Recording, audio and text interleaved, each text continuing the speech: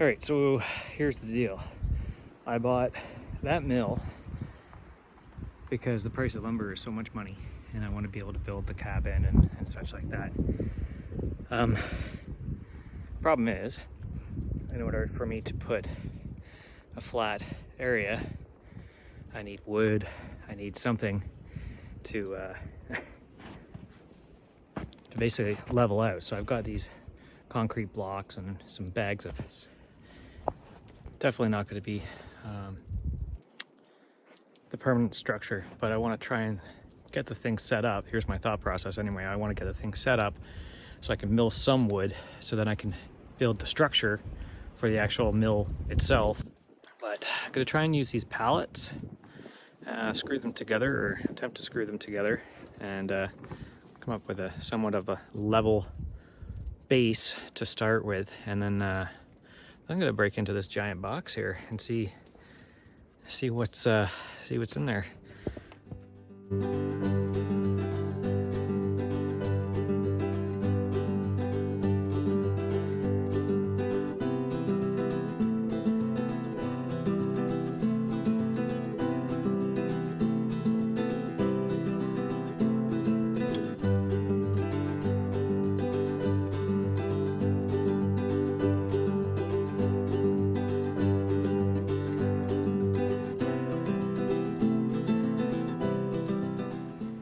Okay, so yes, 100% I agree.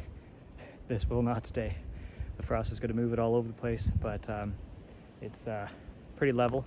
I can do the rest of the adjusting with the legs on the actual track of the machine, and it's something to start out with so that I can at least start milling up some timber, and so I can actually build the real structure for it. So again, I know it's not the greatest situation, but I should be getting right down, to some kind of solid ground. It's all loamy soil here, and then underneath the loamy soil is basically granite. There's granite right underneath that one there, and that one there as well. Yeah, so I know I'm kind of creating more work. I'm kind of creating more work for myself come the summer, with moving the mill to be able to put a proper structure underneath.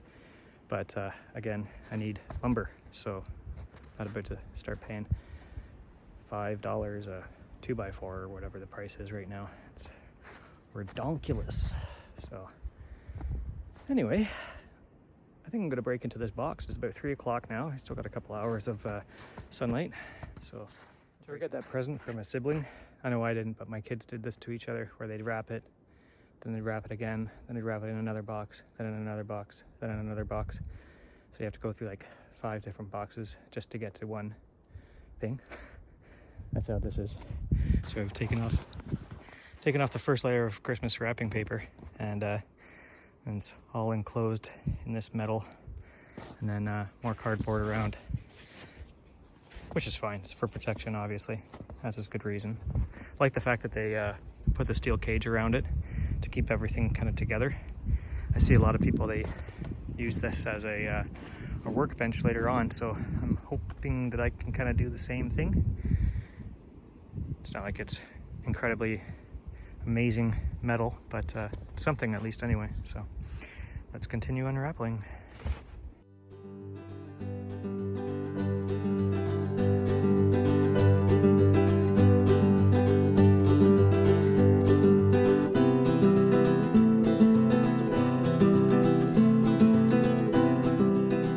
So getting the contents unpacked. I got a bunch of things that I'm probably not going to be needing for the first little bit. Obviously the saw head over there as well. I just kind of laid that off to the side because the way the box was sitting, it was leaning on the tracks, which is actually, I would think, is the first thing that we need to get this process going, is putting the tracks on. So watched a couple of YouTubes on this already. Yeah, to that point, was one YouTube said they couldn't find the instructions anywhere. They said, after they had finished putting it all together, they looked in this wonderful box that said, Woodland Mills, manual inside. So I'm guessing that's where the owner's manual is, and the instructions on how to put it together will be. So I'll be getting at that in a second. But this thing's been kind of all Tetrised in here quite well. You know, of course I don't know the size of this thing yet, other than the dimensions that came on the box, but everything is just like assembled, not assembled, but put into these boxes, and wherever you can fit something is where they've put something, which is actually really smart. It doesn't make the actual shipping unit huge, so pretty impressed with that so far. A couple of things that are going to concern me is that I hear when this head is all put together, it weighs about 400 pounds. So I'm going to try, of course I'm saying this now because I have absolutely zero experience with this, I'm going to try to assemble most of it on here. So the heaviest part will be obviously the head, and I'll have to find a way to take that over there and then assemble that all together and then put it onto the tracks. So as with everything, I just kind of figure out a way to do it myself, and this will be it. Either that or I will fail and I will have to bring up a friend or three. Yeah, cool. All right, keep on going here. Ready to test this theory? Oh, say it ain't so. Paperwork. Instructions. It doesn't look like it's an IKEA version. Alright, looks like I got some reading to do. Ugh. Good thing it's in packaging, or else it'd be soaked already. So yeah, anyway, this was all in the two boxes that were for the track assembly. Got these little feet here. They'll have to go on with these bolts here, and apparently that takes some monotonous time. Yeah, pretty exciting. It's I think it's about it's just gone 20 after 3. Not sure how far I'll get today, but kind of excited now. It's been sitting in the box for a couple of months. Got it just before Christmas, and yeah, it's kind of exciting. A little bit nervous to put the whole thing together and have it out in the elements here, but you know, gotta get the show on the road, gotta get her done, build a shelter for this thing so then I can start building the cabin. Alright, we will continue.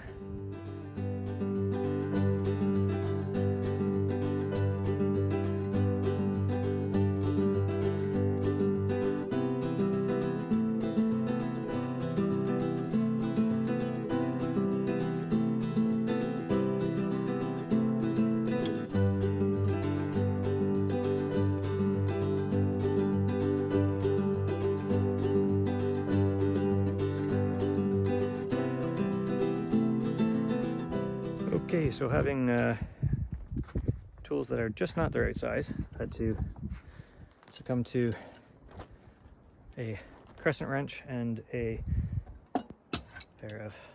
pipe wrench, because the feet, the nuts, and the bolts were just too big for my socket set, but thankfully I had that in the sea can. So anyway, the instructions kind of say to bolt the whole frame together first, but because I'm laying everything out on the pallets here, I started out like that, but then I had to lift it up and trying to get the bolts underneath. It wasn't really working well for me, so I assembled all the feet. I didn't worry about leveling the feet up, but I put all the feet in, and then now I've put all the bolts in, and I haven't tightened these up yet. I'm going to be using a square up the sides to make sure everything is square, and then I will tighten up everything, and then I will refer to the instructions to see what the next step is. Sounds good. Okay, so we are now at the interesting part where I have to get this saw head onto these tracks and build the rest of the assembly. The interesting thing with that is that they basically say to build the whole thing with these arms and everything like that off of the track and then lift it onto the track. But I think I'm going to try the other way. I think I'm going to try and bring the saw head assembly over there somehow. Probably gonna break my back doing it. But if I can get that lying on the tracks crossways, and then I think I can maybe build the whole head assembly then and then tilt it up right onto the rollers. That's my game plan anyway. It's what time is it now? It's 5:15. So I think I'm just gonna try and get this thing over there, and then I'll have to start thinking about dinner and stuff like that. So.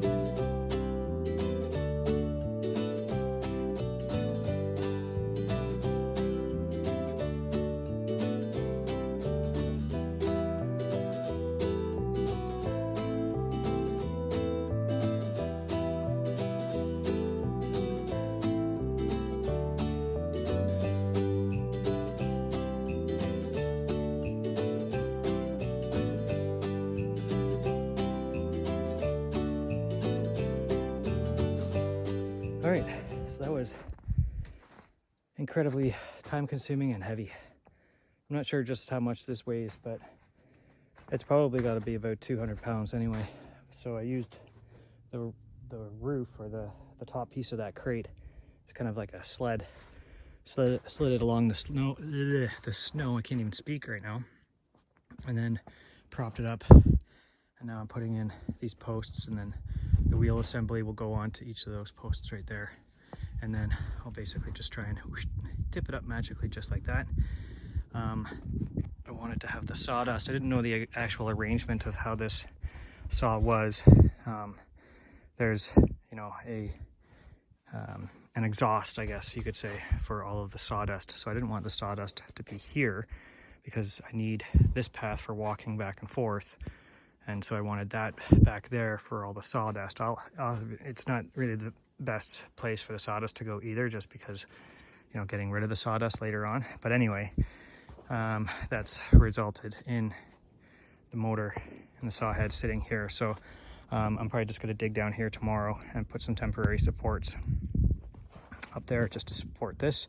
So when we have the saw head coming back here, it's fully supported, and then should be good. I'm probably going to move this. This is basically the thing that holds the log in place. I'll probably move that one over to here. Afterwards, it depends how the thing. You can put it either place, and then I should have a second one of those for when I put the extensions in. Now, I may put the extensions on this side to move it back this way, or I may put the extensions on this side to move it this way.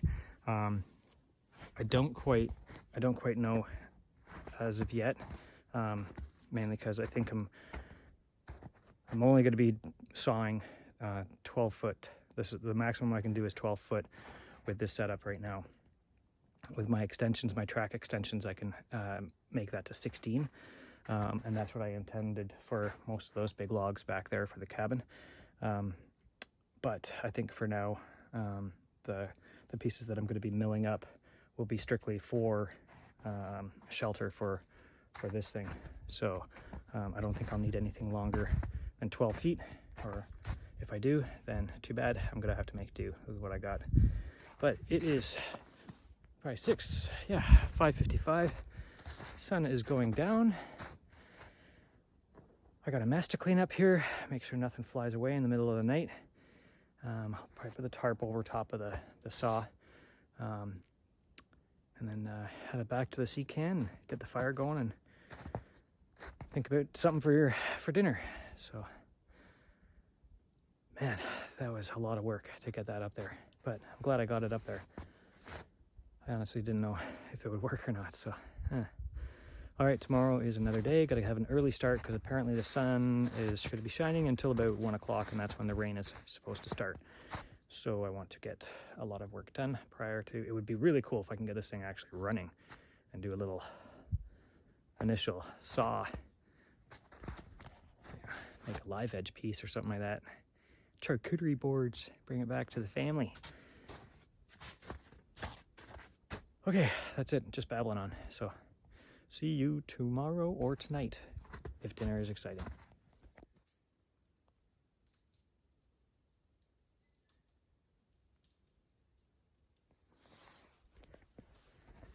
Good foggy morning. It's probably about 2 degrees, maybe. Actually, no, it's less than that. I think it's minus 4. Sorry, when I checked this morning. Anyways, I think it's warming up, but anyway, it's foggy.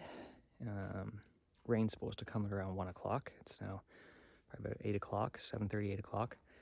Just got the fire going in the can, and had some breakfast in the van. So probably be doing kind of a late breakfast, early lunch, a little bit later this morning. I want to try and get the mill a bit more set up. I'd like to try and finish it today. It'd be kind of cool if I can do my first cut with mill today. That would be kind of neat, but time will only tell. Looks like I was going through the instructions last night. There's lots to do left. So running the pulley system and everything like that could be a little bit confusing, and I'll figure it out.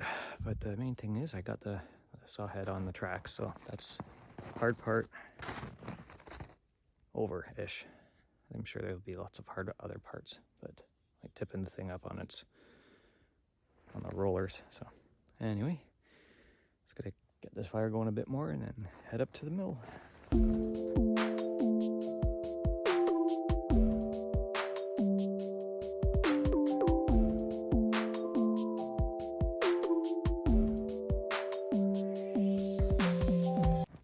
Well, in full Keith fashion, I've tried to start a bit of a fire to burn off the tons and tons of cardboard that we have, but of course everything's soaked and cardboard is doing nothing but smoking, and it's now, of course, smoking me out where I want to build the mill. Okay, so last night, getting all messed up because of all the smoke. I was having problems getting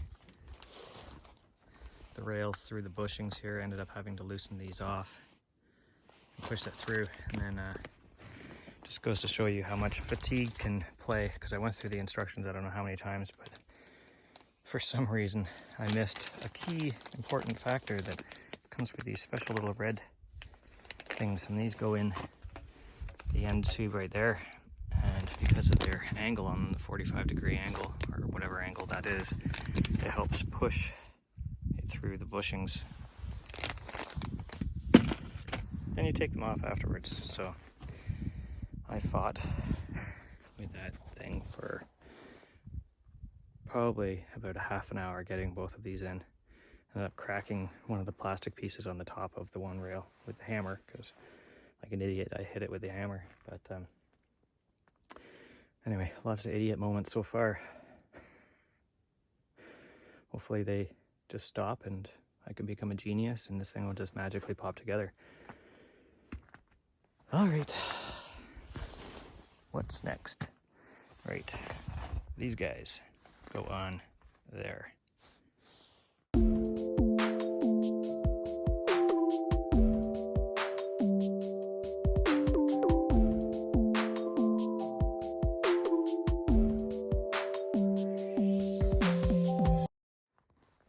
All right, my wife has a saying, and she's saying it to me right now. Think with all parts of your brain. And I didn't do that. So oddly enough, there's a track system. Much like a train, the engine needs to sit on its tracks. So I switched these around the opposite way, got them on, thinking, okay, this isn't all that bad. Then I had to switch them around again. So the pulleys, or the wheels, stay on the inside, you know, to match up with that track. Genius. So another thing I have to try and now figure out is this needs to be pivoted down, but they both need to sit on the actual track and go into that 90 degree position there. So I'm gonna have to basically lift the motor assembly either up like that and put it on, or maybe sit this one on its track, and then this one hopefully can just fall into place. But for a little bit, things could be sitting, going upside down. So again, heavy lifting, good fun.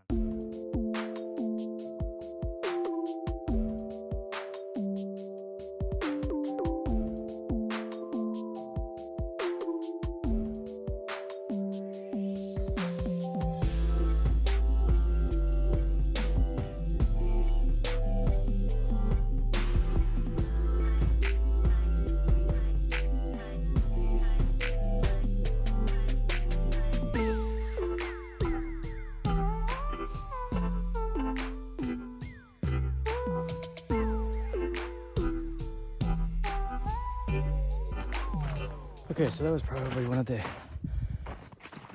hardest lifts I've done in a long time. But we got around the tracks, and this side slipped down, and this side fell off of its tracks, and it went basically down like that. So I had to deadlift this up and maneuver it around the tracks, because obviously it's attached now, so it's got its adjustments all done. Yeah. Anyway, that was tough, but it's on there. I think this is the hardest physical spot, or physical part, and I'm hoping I didn't damage up the front piece. That's why I put the cardboard there, but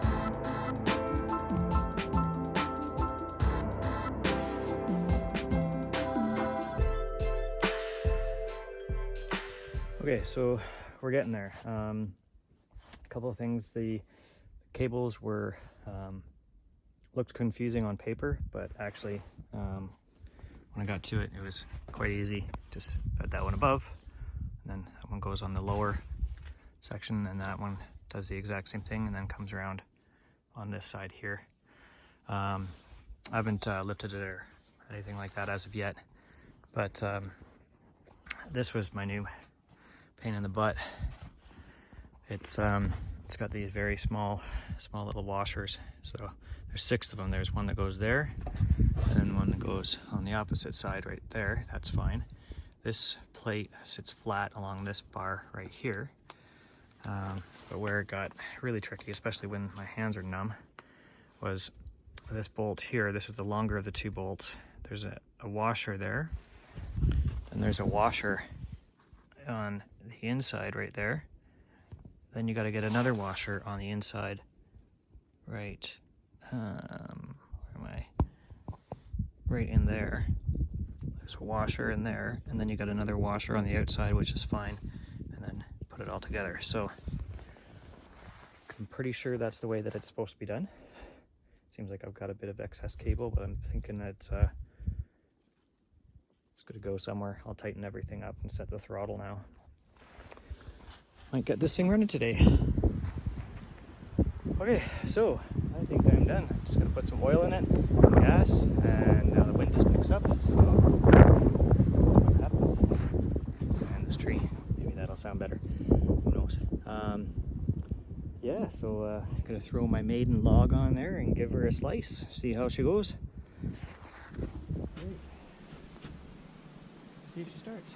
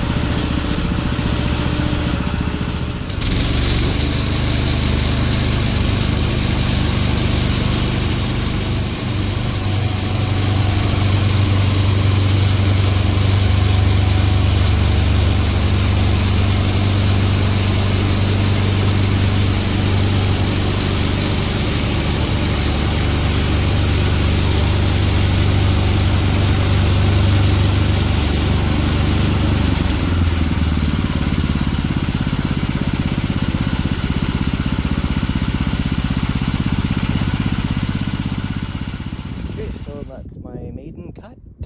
It is now 3 o'clock. I have a lot to do before we get out of here. A lot of cleanup, but anyway, super excited.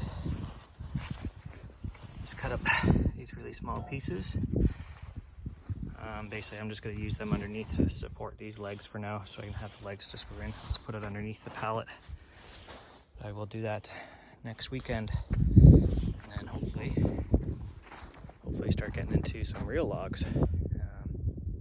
Just want to learn the machine obviously a little bit first before we go all crazy, but yep, well, Sunday fun day. Time to wrap this ship up and get on back home.